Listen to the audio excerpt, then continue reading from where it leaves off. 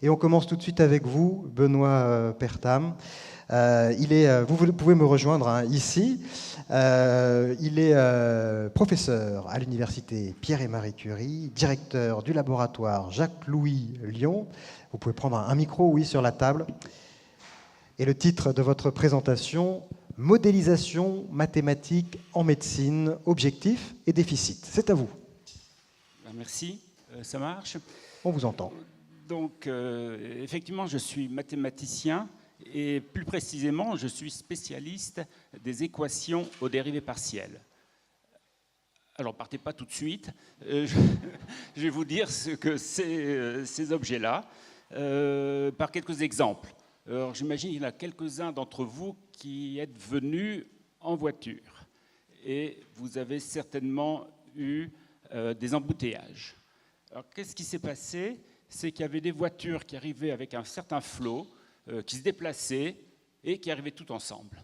Et l'objet des équations dérivées partielles, c'est justement de modéliser tout ce qui relie des variations en temps et des variations en espace. Donc, dans les embouteillages, on trouve les équations qui s'appellent les équations du trafic routier, des systèmes d'équations. Si vous avez eu un accident, je ne vous le souhaite pas, en arrivant, votre voiture s'est déformée. Ces déformations ont été prévues maintenant quand on dessine de nouvelles voitures. On les calcule complètement en résolvant les équations de partielles de la mécanique pour savoir comment elles vont se déformer en cas d'accident. Si vous n'avez pas eu d'accident, vous avez un moteur dans votre voiture, le moteur a été complètement conçu en résolvant les équations de la mécanique des fluides. Vous avez de l'air qui entre, vous avez de l'essence qui arrive, tout ça, ça brûle, ça bouge, ça pousse les pistons. On est exactement dans les équations de la mécanique des fluides, dans les équations des partielles. Donc tous ces objets-là, vous les avez autour de vous constamment, sans le savoir. Et l'ingénierie ne conçoit plus un appareil sans le calculer à l'avance. Si vous êtes venu en voiture, vous êtes venu à pied, vous avez peut-être regardé la météo pour savoir si vous ne deviez prendre un parapluie aujourd'hui. Il faut savoir que la météo, les prévisions météo sont faites en calculant les solutions des équations de Navier-Stokes, peut-être les plus célèbres des équations aux dérivées partielles qui ont été écrites à la fin du XVIIIe. C'est des choses qui viennent de la fin du XVIIIe siècle, au début du XIXe siècle, on savait écrire les équations. Vous ne savez pas les résoudre parce qu'on n'avait pas d'ordinateur. Maintenant, Météo France a des gigantesques ordinateurs et ils peuvent vous donner des prévisions qui sont, vous êtes d'accord, maintenant très bonnes à plusieurs jours d'avance. Donc ces objets, on les trouve partout dans l'ingénierie et dans la vie de tous les jours. Pourquoi est-ce qu'on les trouve en médecine? Eh bien, vous ne le sentez pas, mais votre sang se balade dans votre corps. Donc c'est typiquement un exemple de fluide que l'on peut modéliser, qu'on peut calculer. Donc de nos jours, quand des entreprises décident de faire des nouvelles valves cardiaques, des nouveaux stents, ils vont calculer à l'avance l'effet de ces stents dans des artères qui sont prises avec des images sur des patients pour voir comment ça se passe réellement dans un patient quand on met un stent. Quand vous respirez, vous avez un fluide qui entre et qui sort. Vous êtes exactement dans le régime des équations des partielles. Donc il y a des boîtes pharmaceutiques qui s'intéressent à savoir quand on met un spray, vous avez un rhume, vous avez mal à la gorge ou vous avez quelque chose dans les bronches, il faut mettre un spray qui va aller là où vous avez mal à la gorge, dans les bronches ou pas. Où est-ce que se dépose ce spray? On le fait maintenant en résolvant des équations des partielles sur les données d'un poumon, enfin des bronches et de la trachée. Donc tout ça, c'est maintenant des objets qu'on trouve aussi en médecine. Alors moi, ce qui m'intéresse en particulier, c'est les croissances tumorales. Une tumeur qui grandit, c'est quelques centimètres sur quelques mois. C'est encore un phénomène qui relie espace et temps, avec des régimes bien sûr très différents de la météo ou du moteur, hein, mais c'est toujours le même type d'objet qui apparaît. De nos jours, ce genre de technologie sur les tumeurs est utilisé en pratique dans certains hôpitaux pour, à partir d'images médicales de patients, disons tous les mois, ils vont prendre une image, une tumeur, voir si elle grossit, et il faut prévoir à quel moment il faut donner la thérapie. Et bien maintenant, il y a des logiciels qui sont développés pour essayer d'optimiser la thérapie. Ce n'est pas la peine de la donner trop tôt si la croissance tumorale n'est pas trop forte. Et si on la donne trop tard, c'est mauvais. Et donc tout cela, ça se fait. Il y a des startups qui font ça, et donc il y a vraiment un enjeu médical important. Alors moi, je ne m'intéresse pas vraiment à aller aussi loin que ça et d'aller jusqu'à l'utilisation pratique. Ce qui m'intéresse plus, c'est vraiment le cœur mathématique, c'est cette équation des partiels, parce que vous avez bien compris qu'on ne prend pas la réalité pour la mettre dans un ordinateur. Ça ne marche pas comme ça. On prend la réalité, on la met dans un modèle mathématique et on discrétise le modèle mathématique pour le mettre dans l'ordinateur. Et c'est ça qui va donner la réponse à l'ingénieur ou au médecin. Donc, ce qui m'intéresse, c'est ce cœur mathématique, qui est donc ces équations comme celle de Navier-Stokes. Et depuis une vingtaine d'années, avec mon équipe, on s'est intéressé à savoir pourquoi, qu'est-ce qui fait qu'en fait, vos poumons, ce n'est pas comme un moteur. Un être humain, ce n'est pas une machine, ce n'est pas un robot. Même si les robots sont très utiles, vous allez le voir tout à l'heure. Il y a une différence. Et donc, on s'est posé la question de savoir, mais qu'est-ce qui fait la vraie différence entre ces équations des partiels de la physique et de la biologie? Alors, une première réponse, c'est que les cellules se divisent. Donc, la dynamique d'une tumeur qui grandit, c'est une dynamique de croissance de certains phénotypes qui sont adaptés, de mort de cellules qui ne sont pas adaptées, alors que la physique, traditionnellement, calcule des transferts. Donc les voitures qui sont passées d'un endroit passeront à l'autre. Donc on a la physique, c'est la science des lois de conservation. On conserve la masse, on conserve l'énergie, on conserve la quantité de mouvement. C'est plus du tout les mêmes paradigmes en biologie, où tout ça existe bien sûr, mais est complété avec cette complexité de la division cellulaire, de la mort cellulaire. Et il y a au moins une deuxième différence, il y en a certainement bien plus que deux, mais il y en a certainement une deuxième grosse différence, c'est la variabilité en biologie. Vous prenez une cellule qui se divise, et bien au bout de 2-3 générations, ces cellules vont se différencier, n'auront plus le même phénotype et vont se comporter de façon différente. Et si ça, ce qui est vrai au niveau des cellules, c'est vrai au niveau des organismes, vous n'êtes pas pareil que votre voisin, vos organes ne sont pas les mêmes que votre voisin, et donc ça pose des problèmes nouveaux. Donc dans les équations des partiels, on a des coefficients, on a des valeurs qu'il faut rentrer.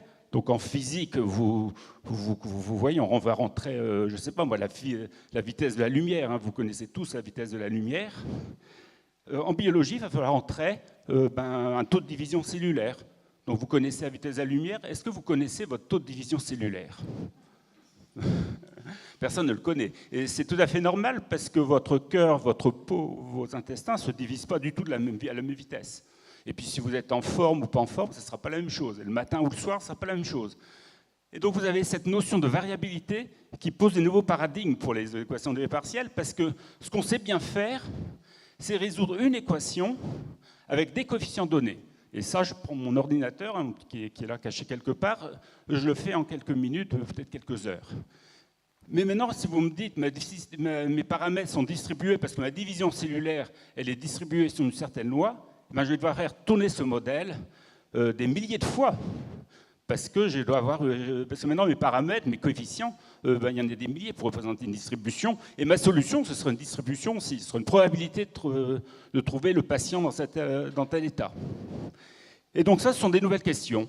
Depuis 2 siècles que ces équations existent, et bien on n'était pas préparé à se poser ce genre de questions. On était resté sur l'idée des ingénieurs que les valeurs, on les connaît, on les mesure. Et maintenant, on n'est plus dans cette situation-là. Ça nous oblige à refaire complètement les mathématiques, à recomprendre complètement l'algorithmique pour discrétiser les corrélations, parce qu'il faut aller vite maintenant, on ne peut plus le faire comme avant. Et c'est ça qui est au cœur de toute une discipline nouvelle autour des équations des partiels. Merci à vous, Benoît Bertham. Et merci de l'applaudir, effectivement. Gardez le micro, parce que moi j'ai quelques questions à vous poser. Parce qu'évidemment, c'est passionnant ce que vous venez de nous raconter. Vous avez tenu le temps. Hein. Je vous vois regarder votre montre. On vous a traumatisé avec ces histoires de 10 minutes. Vous avez tenu le temps, il n'y a pas de problème.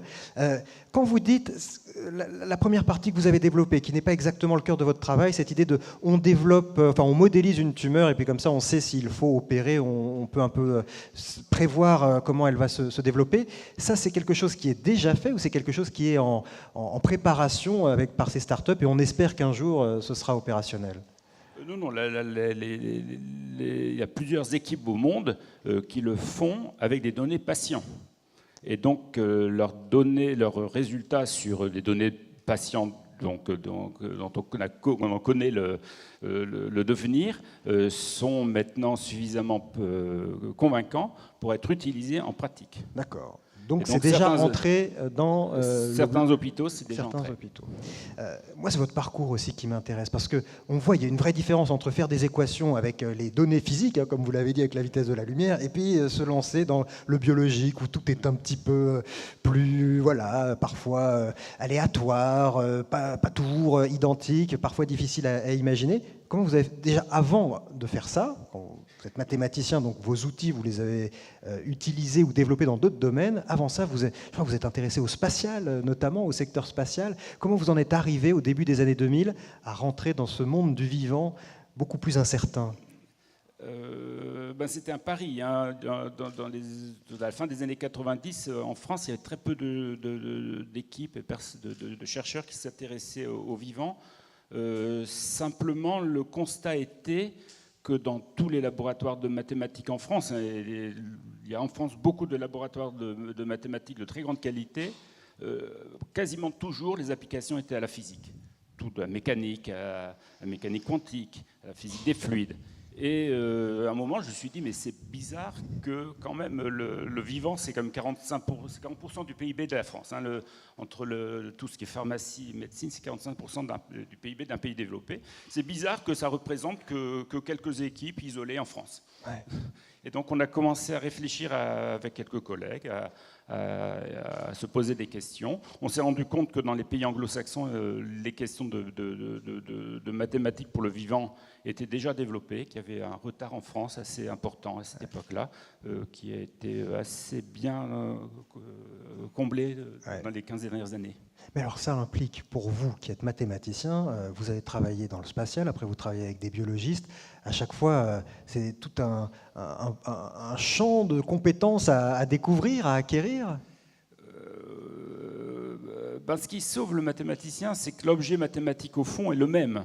Hein, comme je vous le disais, votre respiration, votre écoulement sanguin, c'est toujours les mêmes équations de la mécanique des fluides. C'est pas ça qui est la différence avec le moteur. Hein. Ouais. Le moteur est ailleurs. La différence est ailleurs. C'est vraiment dans ce qui contient ce fluide. Oui. Donc effectivement, il y a un saut à faire. On ne l'a pas trouvé tout de suite. Hein. On ne s'est pas dit tout de suite, voilà les vraies différences qu'il y a avec la mécanique. C'était le fruit d'une réflexion et d'arriver à comprendre ce que voulaient faire les médecins. C'est aussi en parlant avec les biologistes et les médecins qu'on est arrivé à cette conclusion. Il y a aussi, pour être clair, tout un jargon à comprendre. Vous arrivez, il faut faire partie des initiés. Il faut déjà que vous parliez la même langue. Donc j'imagine qu'il y a quand même au moins à traduire ce qu'ils vous racontent, ces médecins. Oui, effectivement, c'est l'une des plus grandes difficultés, c'est de commencer à comprendre ce qu'on veut dire, à utiliser les mêmes mots pour les mêmes choses. Hein. Et ça, c'est vrai qu'avec la physique et plusieurs siècles de développement entre les physiciens et les mathématiciens, on est à peu près d'accord. Avec la biologie, le mot modèle. J'ai utilisé plusieurs fois le mot modèle. Ouais. Un modèle animal, c'est pas du tout ce que moi j'appellerais un modèle. Et c'est pas donc il y a énormément de mots comme ça du vocabulaire courant qui ne sont pas les mêmes. On n'a pas le même, on voit pas la même chose. Il faut se mettre d'accord et on discute suffisamment. C'est énormément de temps à passer. Hein. C'est énormément de temps à passer pour se comprendre. Merci à vous, Benoît Bertham. Vous pouvez regagner votre place et évidemment, on aura l'occasion de poursuivre la discussion tout à l'heure.